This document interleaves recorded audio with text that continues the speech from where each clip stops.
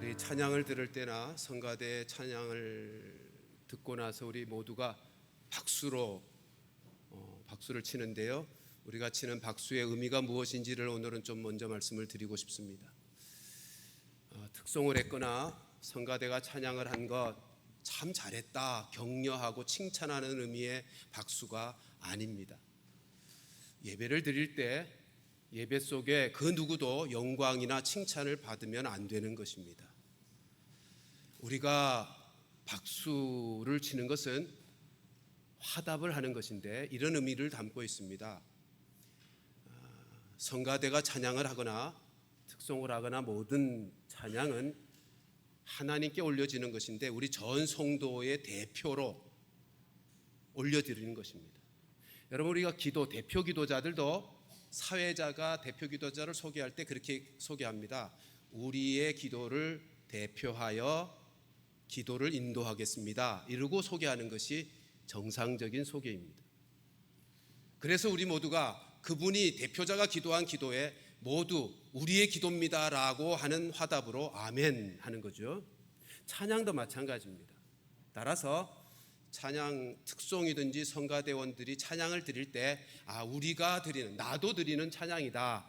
그래서 하나님, 찬양이 끝나면 하나님 이 찬양으로 영광 받으세요 라고 우리의 마음을 함께 드리는 의미로 박수를 치고 있다. 그렇게 꼭 기억하시고, 혹시라도 세상에서 하는 박수처럼 노래 잘한 사람 격려하고 칭찬하는 의미의 박수가 아닌 것을 기억하여 하나님께 영광을 돌려드리는 박수를 드릴 수 있기를 바랍니다. 우리 박수로 하나님께 영광을 한번 올려드릴까요?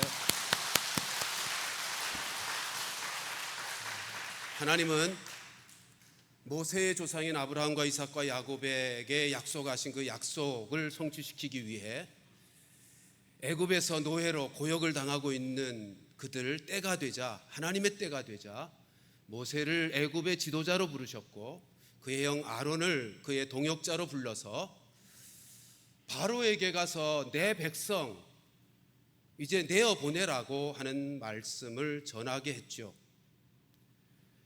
그에 대해서 바로는 오히려 이스라엘 백성들을 더 중노동에 학대를 하게 됩니다. 그로 말미암아 이스라엘 백성들은 모세와 아론을 불신하게 되었고 원망하고 불평하게 됩니다. 상황이처럼 부정적인 상황으로만 치닫게 되는 그것을 보면서, 상황도 사람들의 반응도 그러한 것을 보면서 모세는 낙심하여 하나님 앞에 가서 호소하죠. 하나님이 어떻게 해주셔야지 나는 아무것도 할 수 없습니다. 그럴 때 하나님이 모세에게 이렇게 약속하십니다. 내가 내 강한 손으로 내가 약속한 출애굽의 역사를 이룰 거야. 그 약속을 하시면서 너는 다시 이스라엘 백성들에게도 가고 바로에게도 가서 내 백성 되어 보낼 것을 하나님이 말씀하셨음을 다시 전해라. 다시 전하라고 말씀하셨습니다. 이스라엘 백성들에게 다시 전했죠. 근데 이스라엘 백성들의 반응은 당신이 출애굽을 얘기함으로 말미암아 우리는 더 심한 노역에 시달리게 되었다라고 하며 마음의 상처 때문에 모세가 전하는 하나님의 말씀을 믿으려고 하지 않습니다. 그렇게 되자 모세는 또다시 낙심하고 하나님께서 모세에게 바로에게 가서도 전하라고 하는 말에 하나님, 이스라엘 백성들조차도 내 말을 듣지 않는데 바로가 내 말을 듣겠습니까? 난 못 갑니다. 그렇게 모세가 반응했습니다. 여러분, 여기서 한 가지 좀 생각해 보십시다. 부정적인 상황이 벌어지거나 사람들의 반응을 따라 반응하면서 나는 못합니다, 나는 안 합니다, 나 안 가겠습니다 라고 말하고 있는 이 연약한 모세, 하나님께서 지쳐서 포기하셨습니까? 질문을 바꾸어서 질문해 보겠습니다. 하나님의 말씀 앞에서 하나님의 마음을 답답하게 하고 순종하려고 하지 않고 계속해서 못하겠다고 상황에 따라서 낙심하는 그 연약한 그 인생, 왜 그를 붙들고 또 설득하시고 또 말씀으로 격려하시고 참고 기다리시면서 마침내 하나님이 약속하신 출애굽의 역사를 말씀의 순종함을 통해서 그 역사를 이루시려고 하실까요? 네? 하나님은 전능하신 분이셔서 당신이 말씀하신 약속, 당신이 약속하신 역사는 반드시 이루실 분이잖아요. 얼마든지 하나님이 단독으로도 하실 수 있는데 왜 그 사람을 불러서 그 사람으로 하여금 순종함을 통해서 그 일을 이루려고 하시는가 말이죠. 여러분, 하나님의 일하시는 방법이 그러하기 때문입니다.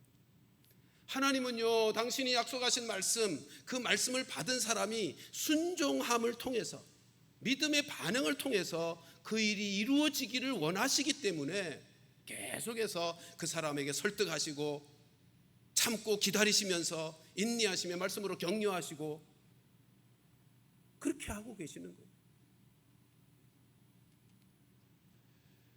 여러분, 지금 그건 그때나 지금이나 마찬가지인데요, 하나님의 말씀은, 하나님의 약속은요, 그 말씀에 순종하여야, 믿음으로 반응하여야 삶 속에서 그 말씀을 경험하게 되는 것입니다. 그래서 우리가 지난주에 마지막 살폈던 13절 말씀, 마침내 모세와 아론이 하나님의 말씀에 순종함으로, 하라고 하시는 대로 순종함으로 이스라엘 백성들이 출애굽의 역사가 이루어졌다라는 결론을 확인하지 않았습니까? 13절 말씀 같이 한번 확인하십시다. 시작. 여호와께서 모세와 아론에게 말씀하사 그들로 이스라엘 자손과 애굽 왕 바로에게 명령을 전하고 이스라엘 자손을 애굽 땅에서 인도하여 내게 하시니라. 결과가 그렇게 됐다는 말이에요.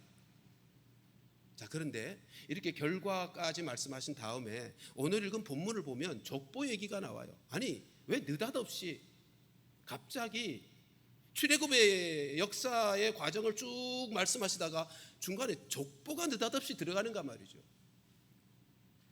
여러분, 성경에서 하나님께서 성령의 감동으로 성경을 기록하게 하실 때 족보를 곳곳에 기록하게 하십니다. 성경은 구원의 역사를 기록한 거잖아요. 하나님이 이루어 가시는 구원의 역사의 흐름을 하나님께서 새롭게 그 역사의 새로운 역사를 시작할 때마다 족보를 기록하는 것이 성경의 기록 방식입니다. 여러분, 족보라고 하는 것은 단순한 이름의 나열이 아니죠. 족보는요, 응집된 역사입니다. 모세, 그러면 모세 속에 있었던 모든 역사가 담겨 있는 이름인 거예요. 그러니까 족보가 나오는 것은 지난날 역사를 정리하고 새로운 역사가 펼쳐짐을 암시하는 기록입니다. 성경의 기록 방식이 그래요. 여러분, 구약과 신약, 새로운 신약의 시대를 열면서 뭐로 시작하죠? 마태복음은 족보로 시작합니다. 창세기를 끝내고 출애굽기를 시작하면서 뭐로 시작했어요? 족보로 시작하는 것입니다. 그러니까 족보가 기록되었다는 말은 하나님께서 이루어오신 구원 역사 지금까지를 정리하고 이제 하나님이 이루실 구원 역사의 새로운 장을 열어가시는구나 라고 하는 것으로 이해하시면 되는 것이죠. 그런데 그 족보에 모든 사람을 다 기록합니까? 아니잖아요. 그러면 거기에 기록된 사람들은 어떤 의미를 갖는가? 하나님이 새로운 구원의 역사를 열어가심에 있어서 기록된 그 사람을 통해서, 기록된 족보 속의 그 인물들을 통해서 하나님이 새로운 역사를 이루어 가신다 하는 것을 암시하고 있는 거예요. 13절에서 하나님은 모세와 아론을 통해서 하나님이 약속하신 출애굽의 역사가 이루어진다라고 하는 결론을 내린 다음에 족보를 기록합니다. 이 족보의 내용은 이런 내용이죠. 야곱의, 이스라엘의 12아들의 이름을 다, 그 가족들을 다 기록하지 않았고요. 첫째 아들 루벤, 둘째 아들 시므온, 셋째 아들 레위의 가문만 대표로 기록했어요. 그런데 그 중에 레위의 가족들을 드러내는 방식으로 기록했습니다. 르우벤과 시므온은 14절과 15절 한 절씩만 기록했고요. 10절에 해당되는 내용으로 레위 지파의 족보를 기록하고 있습니다. 그리고 그 레위 지파의 자손들 속에 누가 기록되는 거예요? 모세와 아론이 기록되고 있는 것입니다. 그러니까 오늘 이 족보의 내용의 의미는 이것입니다. 하나님이 이제 출애굽의 역사를 이루어 갈 것인데 그 역사를 누구를 통해서 이루신다? 모세와 아론을 통해서 이루어 갈 거야. 지금 그 말씀을 하고 있는 것입니다. 여러분, 근데 이 모세 오경, 창세기, 출애굽기 이 말씀을 누가 기록했어요? 모세가 기록했잖아요. 언제 기록했어요? 출애굽의 과정 속에서 기록했나요? 아니죠. 나중에 기록했어요. 출애굽의 역사를 다 끝내고. 그럼 한번 생각해 보세요. 이 족보를 이 부분에서 모세가 기록할 때 어떤 마음이었을 것 같습니까? 제가 볼 때 감격 속에서 족보를 기록했다고 생각됩니다. 우리가 지금까지 살펴온 것처럼 모세는, 그리고 아론도 역시 하나님 앞에서 부끄럽고 못난 모습만 보여왔어요. 하나님께서 출애굽을 내가 강한 손으로 그렇게 하리라고 말씀하시고 거듭 말씀하시면 하라고 하고 말씀하시면 예 그러고 가면 좋은데 그래 오지는 못했다고요. 부정적인 상황이 벌어지고 부정적인 사람들의 반응만 나타나면 또다시 낙심해서 못 가겠다고, 못한다고, 안 간다고, 그렇게 하나님 앞에서 부끄러운 모습만 보이던 인생이. 그런데 결과를 보니 어땠다고요? 하나님이 나를 포기하지 않으시고 하나님께서 부르신 부름에 따라서 끝까지 나를 붙드시고 설득하시고 말씀으로 격려하셔서 그 일에 쓰임받게 하셨다라는 사실을 확인하면서 이 족보를 기록하고 있는 거예요. 이 족보의 의미는요, 당시 이스라엘 백성들만이 아니라 오고 오는 모든 사람들이 이 말씀을 읽으면서 출애굽의 역사를 위해서 하나님은 모세와 아론을 통해서 역사를 이루어 가셨구나 라고 하는 것을 깨달음과 함께 모세 자신에게는 이 말씀을 기록하면서 감격 속에 나같이 연약한 인생, 못난 인생인데 하나님이 나를 포기하지 않으시고 나를 끝까지 붙들어 사용해 오셨다라고 하는 사실을 확인하며 쓰고 있는 거예요. 여러분, 오늘 기록된 말씀에 읽은 말씀 마지막 26절과 27절 말씀 한번 볼까요? 같이 읽습니다. 시작. 이스라엘 자손을 그들의 군대대로 애굽 땅에서 인도하라 하신 여호와의 명령을 받은 자는 이 아론과 모세요. 27절. 애굽 왕 바로에게 이스라엘 자손을 애굽에서 내보내라 말한 사람도 이 모세와 아론이었다. 족보를 기록하고 나서 기록하는 지금 말씀하고자 하는 초점이 어디 있냐면 이 역사를 이루는 하나님이 쓰신 사람이 모세와 아론이라는 거예요. 지금 모세가 감격 속에 자신의 족보를 기록하고 있는 것입니다. 어느 날 갑자기 하나님이 자기를 불러서 쓰신 것이 아니라 레위 지파 조상 때부터 하나님은 뜻하시고 계획하셨고 그래서 부르시고 나를 포기하지 않으시고 그 일을 위해서 쓰셨다는 거예요. 여러분, 하나님은 그러신 분입니다. 우리와도 똑같습니다. 우리에게도 동일합니다. 하나님이 우리를 부르셨다면 우리에 대해서도 결코 후회하지 않으시는 분이십니다. 우리가 비록 연약하고 하나님 앞에 못난 모습으로 못하겠다고 안 하겠다고 할지라도 하나님은 우리를 부르신 다음 포기하지 않으시고 설득하시고 말씀으로 격려하시고 참고 기다리시면서 우리를 뜻하신 바 그 일에 귀하게 쓰시는 하나님이시라고요. 그 말씀이 로마서 11장 29절에 분명하게 증거합니다. 같이 읽겠습니다. 시작. 하나님의 은사와 부르심에는 후회하심이 없느니라. 아멘. 아멘 하십시다. 하나님이 우리를 부르셨는데요, 그 부르심에는 후회하심이 없습니다. 내가 못났는데도, 내가 못하겠다고 하는데도 하나님은 결코 후회하실 일을 하시지 않고요, 우리를 끝까지 붙드시고 말씀으로 격려하시고 참고 기다리고 인내하시면서 우리로 믿음의 반응을 보이는 인생으로 하나님의 뜻을 이루어내는 부르신 바 그 자리에서 그 사명을 감당하는 인생으로 후회함이 없으신 능력의 하나님, 은혜의 하나님이신 것입니다.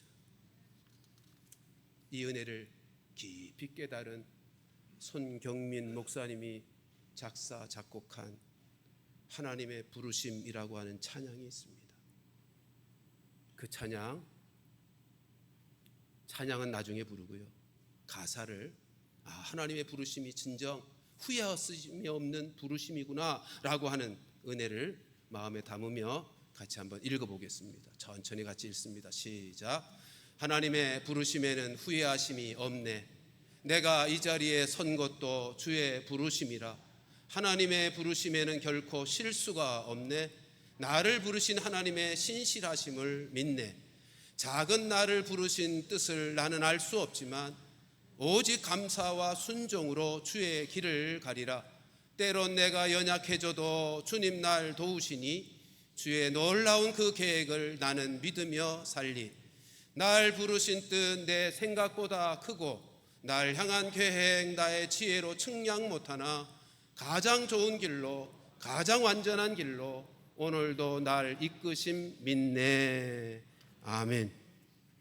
연약하고 부족한 우리들 누구보다도 하나님이 잘 아시면서도 부르시고 택하시고 세우셔서 귀한 사명 감당하게 하시고 복된 인생 살게 하신 그 하나님이요, 결코 우리를 부르신 그 부름이 후회가 되지 아니하도록 우리를 끝까지 붙드시고 격려하시고 인내하시고 참고 기다리시는 분이시니, 여러분 그 하나님을 신뢰하시고 믿음으로 반응하시며 순종의 삶을 통해서 후회하심이 없으신 하나님 앞에서 귀하게 붙들려 쓰임받는 우리 모두가 되기를 주님의 이름으로 축원합니다. 오늘 본문의 족보 속에 또 깨닫게 해주시는 은혜가 하나 있습니다. 아까 말씀드린 것처럼 르우벤과 시므온과 레위 지파의 족보를 기록하는데 레위 지파의 자손들을 구체적으로 기록해 주고 있어요. 그의 아들 고핫, 아므람, 그리고 아므람이 요게벳과 결혼해서 모세와 아론과 모세를 낳았다. 자, 그런데 특이한 것은 모세의 족보가 이어지지 않고 오늘 본문에 누구를 더 드러내고 있는가 하면 아론의 자손들을 드러내고 있다는 것입니다. 왜 그럴까요? 여러분, 모세가 훨씬 더 출애굽의 역사에 하나님이 귀하게 쓰신 인물이기에 그의 자손들이 기록될 것 같은데, 이거 지금 누가 기록하고 있어요? 모세가. 근데 누구의 자손들의 이름을 계속 기록하고 있어요? 아론의 자손들을 기록하고 있더라는 거예요. 아론의 아들 엘리야살, 그의 아들 비느하스. 이게 어떤 의미죠? 여러분, 출애굽의 목적이 뭐죠? 예배요. 우리 출애굽의 말씀을 초두에 살피면서 확인했죠. 하나님이 이스라엘 백성들을 출애굽시키는 것은 당신의 백성들이 이제 다른 신이 아니라 하나님을 예배하는 자들로 만드시기 위해서. 아론과 그의 자손들은 예배자입니다. 제사장 족속입니다.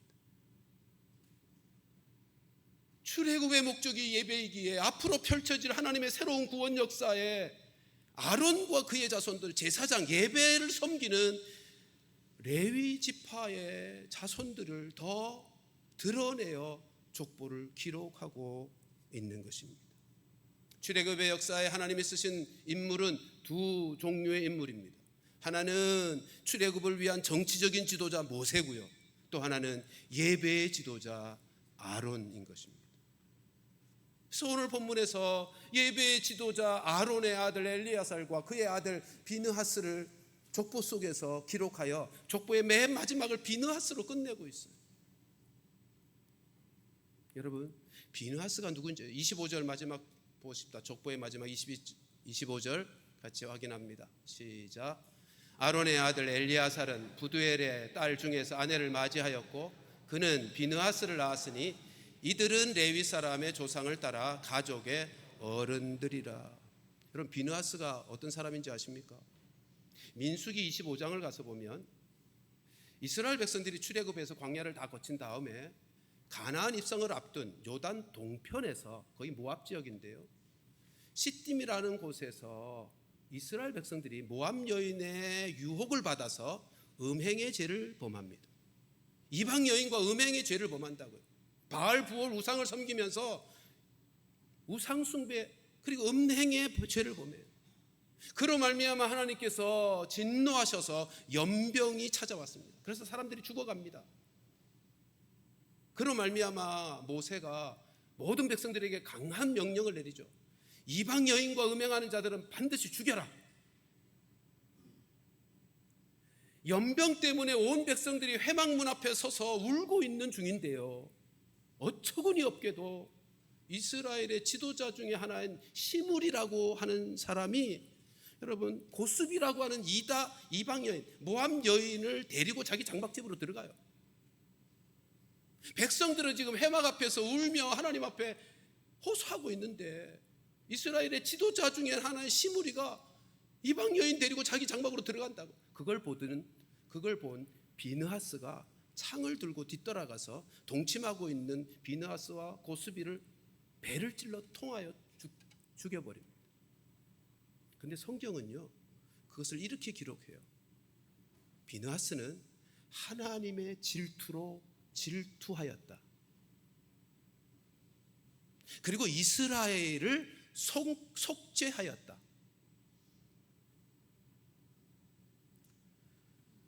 하나님께서 비느하스가 한 그 행동을 하나님이 하고 싶으신 그 뜨거운 마음으로 이스라엘을 속죄하는 그 열심, 하나님을 두려워하고 경외하는 거룩함으로 그 일을 행했다고 말합니다. 그러면서 하나님은 비느하스와 그의 자손들에게 영원한 제사장 족속의 언약을 주십니다. 그게 민수기 25장 13절에서 확인하는 말씀이죠. 같이 읽습니다. 시작. 그와 그의 후손에게 영원한 제사장 직분의 언약이라. 그가 그의 하나님을 위하여 질투하여 이스라엘 자손을 속죄하였음이니라. 아멘. 여러분, 아론의 자손 비느하스는 우상을 섬기고 음행한 이스라엘 백성들을 하나님의 심판에서 벗어나게 하는, 하나님을 경외하고 거룩함으로 열정을 가지고 하나님을 위한 질투로 그 역사를 이룬 겁니다. 그러니까 아론은 오늘 족보에서 보는 것처럼 아론은 자기도 하나님 앞에 예배하는 예배자, 제사장으로 섬겼지만 자기의 자녀들도 하나님을 경외하고 두려워하면서 거룩한 하나님을 예배하는 예배자로 키워냈다고. 그래서 그의 손자 비느하스 때 하나님이 내가 영원한 제사장 직분을 언약으로 주겠다라고 말씀하고 있습니다. 그런데 모세는 모세 자신은 하나님을 누구보다도 잘 섬긴 위대한 믿음의 사람이지만 자녀들을 믿음으로 키워내지 못했습니다. 여러 가지 배경이 있겠죠. 40년 동안 미디안 이방 땅에서 자란 자녀들 아닙니까? 여러분, 지금 모세가 이것을 기록하고 있어요. 근데 이 이스라엘 하나님의 구원 역사에 이름을 올릴 자기의 자녀들이 없는 거예요. 자기들의 자녀의 이름이 없는 거예요. 사사기 18장에 가서 보면 이런 사건이 기록되고 있습니다. 단 지파가 우상을 만들어서, 신상을 깎아 만들어서 우상을 섬겨요. 사사시대가 그런 시대 아닙니까? 그런데 모세의 손자 요나단이 단지파가 우상을 섬기는 그 우상 숭배의 제사장 노릇을 합니다. 띄워졌죠. 18장 30절 말씀 같이 확인하십시다. 같이 읽습니다. 시작. 단 자손이 자기들을 위하여 그 새긴 신상을 세웠고 모세의 손자요 게르솜의 아들인 요나단과 그의 자손은 단지파의 제사장이 되어 그 땅 백성이 사로잡히는 날까지 이르렀더라.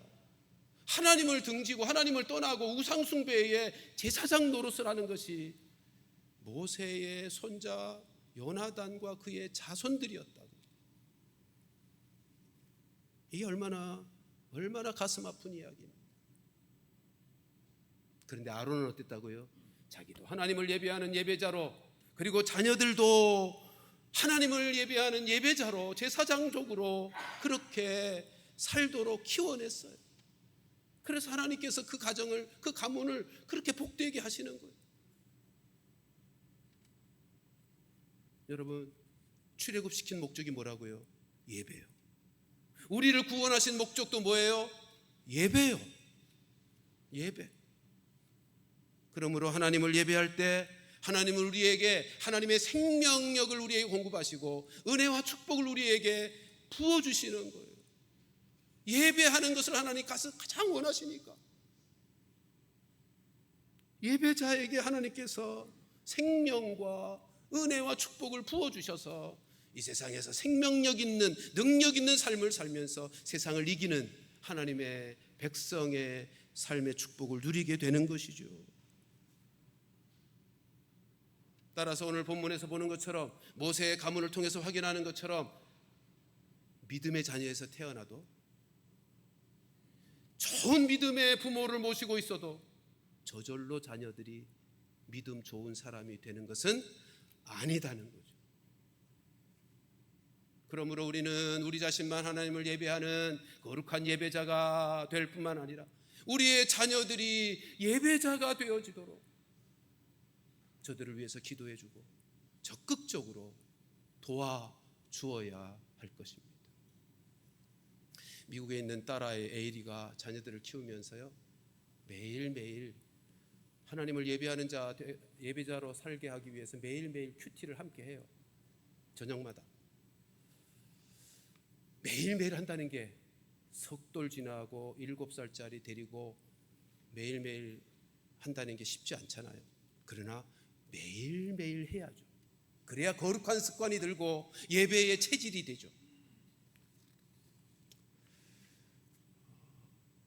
어린 지연이는 2살, 2돌 딱 지나고 나서 그림으로 되어 있는 유아용 큐티 책으로 같이 큐티하고요. 지성이는 6돌이 지난 다음에 어린이 큐티 책으로 같이 큐티를 합니다. 얼마 전에 에이리가 영상통화를 하면서 그런 말을 해요. 지연이는 큐티하는 것이 매일 이제 몸에 익었어요. 일상이 됐어요. 그래서 어느 날 시간이 됐는데도 큐티하자고 엄마가 얘기하지 않으면 엄마 말씀 함께 읽고 나누고 기도해야 내가 잠자지, 그리고 큐티하자고 쫓아다닌대요. 근데 지성이는 큐티하지 않는 날이 있어도 그냥 지나가는 거예요. 그래서 에이리가 하는 말이 그것입니다. 지은이가 더 어릴 때부터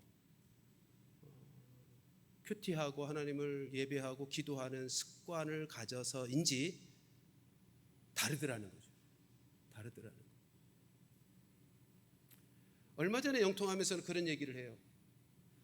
지은이가 어느 날 자고 일어나더니 엄마, 나 어제 예수님 꿈꿨어.